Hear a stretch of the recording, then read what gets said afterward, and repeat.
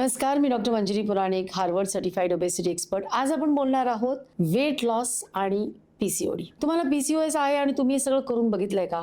Diet, gym, walking, intermittent fasting, supplements, weight loss challenges, यूट्यूबवरचे हजारो सल्ले आणि इंस्टाग्रामवरच्या टिप्स, तरी वजन कमी होत नाहीये. तर हा व्हिडिओ तुमच्यासाठी आहे.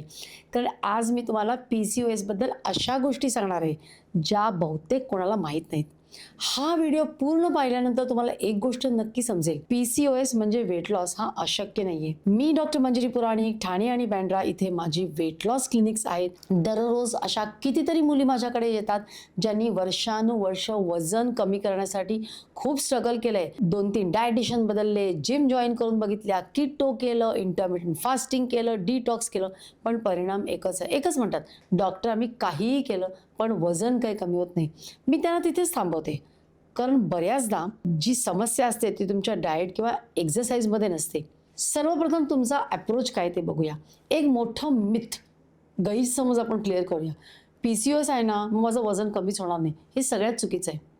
माझ्या क्लिनिकमध्ये कितीतरी स्त्रियांनी आणि मुलींनी 15, 20, 25, अगदी 35 किलोपर्यंत वजन कमी केलंय.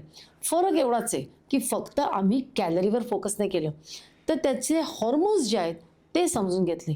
रूट कॉज काय आहे ते जर समजलं आणि त्याच्यावर जर काम केलं तर मात्र वेट लॉस जर्नी अतिशय सुंदररित्या सुरू होतं. तर मग सगळ्यात प्रथम समजून घेऊया पीसीओएस म्हणजे नेमकं काय असतं.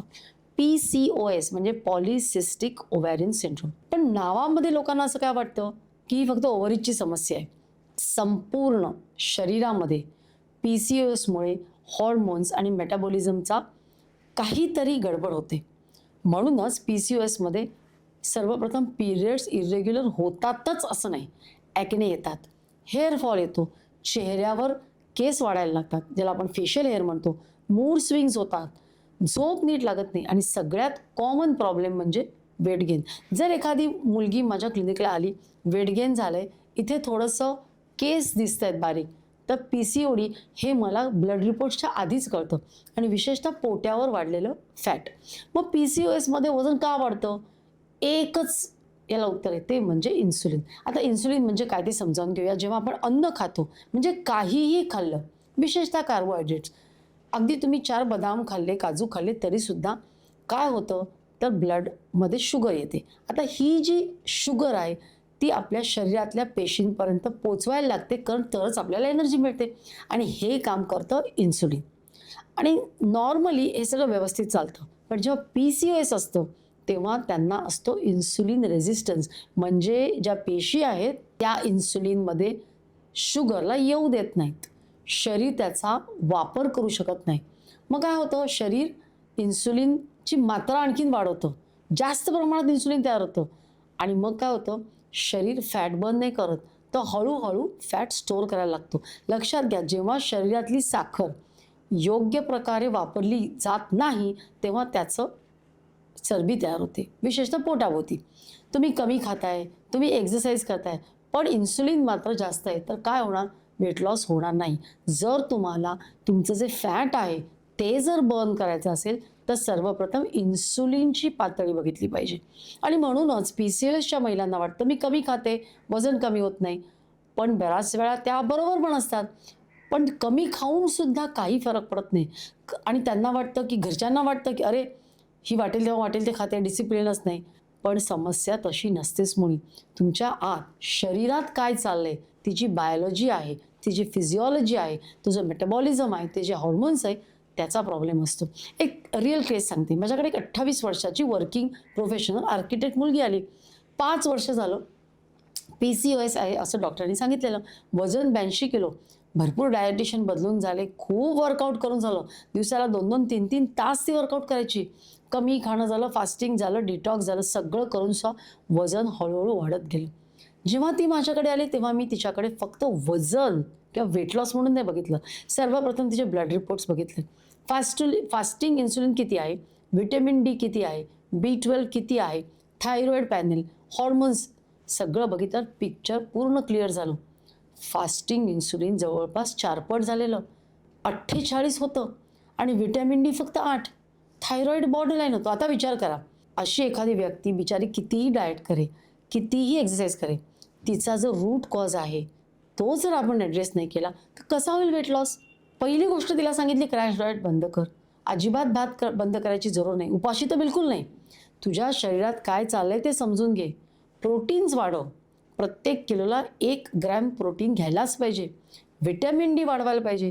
तिला व्हिटॅमिन डी इंजेक्शन सुरू केली, तिची झोप सुधारली, तिचा स्ट्रेस कमी केला, तिचा जो इन्सुलिन रेझिस्टन्स होता तो आम्ही कमी केला. आणि मग काय झालं, 3 महिन्यात 7 किलो वजन कमी झालं आणि 1 वर्षात तिचं 22 किलो वजन कमी झालं. आणि सगळ्यात महत्त्वाचं म्हणजे ते टिकलं. आज या गोष्टीला 8 वर्ष झाली. तिने तिचं वजन अतिशय सुंदर टिकवलेलं आहे. तिचे पिरियड्स रेग्युलर यायला लागले, तिची एनर्जी वाढली, तिचा कॉन्फिडन्स वाढला. तिची चूकच नव्हती, तो ॲप्रोच जो होता ना. बऱ्याच मुलींना PCOD म्हणजे लाज वाटते, असं नाही आहे. तर मग आहे PCOD, डॉक्टर सुरुवात कुठून करायची? पहिली गोष्ट म्हणजे ब्लड रिपोर्ट्स मला दाखवा. अंदाज बांधू नका, हो काय PCODचं आता काय करायचं, असं नाही. शरीर आपल्याला संकेत देत असतं की माझ्या आतमध्ये काहीतरी चालू आहे आणि ते करेक्ट करणं जरुरी आहे. PCOD ही बऱ्याचदा आपल्या लाईफस्टाईलचा परिणाम असतो. सगळ्यात महत्त्वाचं fasting insulin, vitamin D, thyroid, hormonal profile आणि लिपिड प्रोफाईल. आणि तुम्ही प्रोटीन किती घेता? कितीतरी महिला किंवा मुली सकाळी फक्त चहा आणि बिस्किट किंवा एखादं सँडविच खातात. PCODमध्ये आणि खरं बघितलं तर सगळ्याच मुलींनी, तरुण मुलींनी, महिलांनी आणि स्त्रियांनी प्रोटीन जास्त असलेलं प्रत्येक जेवणात फार महत्त्वाचं आहे. मग तुम्ही व्हेज खाता किंवा नॉनव्हेज खाता, प्रोटीन घेतलं की पोट भरलेलं राहतं, तुमच्या क्रेविंग्स कमी होतात, तुमचा फटीग कमी होतो, तुमची एनर्जी राहते आणि तुमची जी भूक होते ती कमी होते, तुमची सटायटी, एक सॅटिस्फॅक्शन खाल्ल्याचं वाढतं, झोप चांगली लागते. आपण ना सगळ्यात झोपेला खूप कमी महत्त्व देतो. आपल्याला वाटतं बस झालं, 5-6 तास झोप खूप झाली, रात्री उशिरापर्यंत TV बघत बसणं, नेटफ्लिक्स बघत बसणं आणि सकाळी लवकर उठायलाच लागतं. म्हणून वजन कमी करताना झोप ही फार महत्त्वाची आहे. जर तुम्ही 5 किंवा 6 तास झोपत असाल तर तुमची हंगर हॉर्मोन्स ती बदलतात. लेप्टिन, ग्रेलिन यांचा इम्बॅलन्स होतो, क्रेविंग्ज वाढतात, स्ट्रेस हॉर्मोन्स वाढतात आणि वेट लॉस खूप कठीण होतं. माझ्याकडे अशा कितीतरी पेशंट आहेत की ज्यांची झोप सुधारल्यावर वेट लॉस छान सुरू झाला. आणि स्ट्रेस विशेषतः मी सांगते, मुंबई, ठाणे, नवी मुंबई, बँड्रा यासारख्या शहरांमध्ये राहणाऱ्या महिला की ज्या रोज सकाळी उठून धावत धावत ऑफिसला जातात, संध्याकाळी थकून घरी येतात, ट्रॅफिक असतो, ऑफिसचं प्रेशर असतं, कौटुंबिक जबाबदाऱ्या असतात, रात्री उशिरापर्यंत परत लॅपटॉपवर काम करायला लागतं, सगळ्यांचं कॉर्टिझॉल वाढतं. आणि कॉर्टिझॉल हे जास्त राहिलं वाढलेलं तर आपलं बेली फॅट कमी करणं खूप कठीण होतं. आणि म्हणून मी नेहमी सांगते, वेट लॉस म्हणजे फक्त डाएट नाही, वेट लॉस म्हणजे हॉर्मोन्स जी आहेत ती करेक्ट करणं. वेट लॉस म्हणजे झोप, वेट लॉस म्हणजे स्ट्रेस, वेट लॉस म्हणजे लाईफस्टाईल, ही सगळ्यात महत्त्वाचं आहे. आणि वेट लॉस म्हणजे पेशन्स. 10 दिवसात 10 किलो वजनचं कोणी सांगत असेल तर तिकडे बिलकुल जाऊ नका, कारण हे खोटं आहे.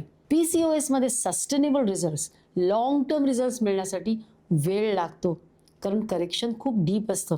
पण ते शक्य आहे. म्हणून सोशल मीडियावर दिसणारं इतक्या दिवसात इतकं किलो कमी, इतकं इंच कमी, अशा भूलथापांवर विश्वास ठेवू नका. शरीर मशीन नाही आहे, ते चालतं हॉर्मोन्सवर.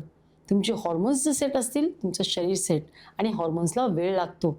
जर तुम्हाला PCOS असेल आणि तुम्ही वेट लॉससाठी स्ट्रगल करत असाल तर सर्वप्रथम म्हणजे आपल्यात काहीतरी कमी आहे हे किंवा दोष देणं बंद करा.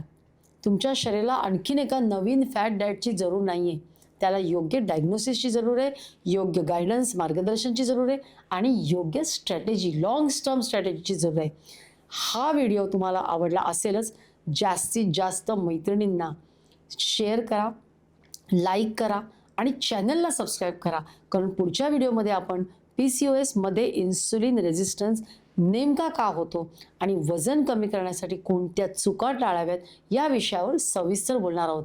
जर तुम्हाला free PCOS weight loss guide हवं असेल तर कॉमेंट्समध्ये लिहा गाईड आणि मी तुम्हाला फ्री गाईड नक्की पाठवीन. तुम्ही जर ठाणे, बँड्रा, मुंबई, नवी मुंबई इथे राहत असाल आणि जर तुम्हाला पर्सनलाइज कन्सल्टेशन हवं असेल तर डिस्क्रिप्शनमधल्या व्हॉट्सॲप लिंकवर क्लिक करा. आम्ही तुम्हाला फ्री कन्सल्टेशन, अगदी व्हिडिओ कन्सल्टेशन सुद्धा देऊ. लक्षात ठेवा, PCOS ही तुमची ओळख नाही आहे. PCOS तुमचं फ्युचर ठरवू शकत नाही किंवा PCOS मुळे मूल होत नाही, हे सगळं चुकीचं आहे. योग्य अप्रोच असेल तर वेट लॉस हा शक्य आहे. मी आहे डॉक्टर मंजिरी पुराणिक. पुन्हा भेटूया पुढच्या व्हिडिओमध्ये.